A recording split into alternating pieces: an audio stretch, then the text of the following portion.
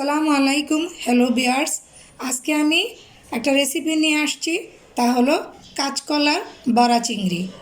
এটাকে আমি এই কাঁচকলাটাকে চামড়া সহকারে সিদ্ধ করে এটাকে ফেটে নেব। আর চিংড়ি মাছটা পরিষ্কার করে নিয়ে তারপর আমি কিভাবে রান্না করব চলুন তাহলে দেখি।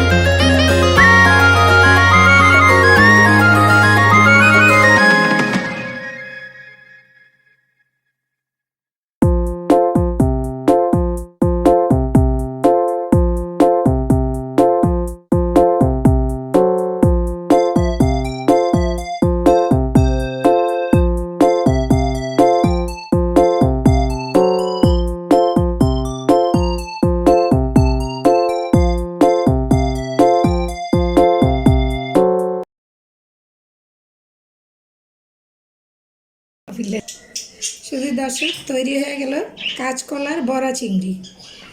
এই বড়া চিংড়িটা আপনারা অবশ্যই তৈরি করে দেখুন। আমি চেষ্টা করি আপনাদের জন্য কিছু নতুন নতুন আইডিয়া নিজের থেকে তৈরি করে আপনাদের রান্না করে দেখাবার জন্য। জানি না আপনাদের পছন্দ হয় কি না, পছন্দ হলে অবশ্যই কমেন্ট করে আমাকে জানাবেন। এইভাবে অন্তত পক্ষে আপনারা রান্না করে তৈরি করে বা রান্না করে খেয়ে দেখবেন।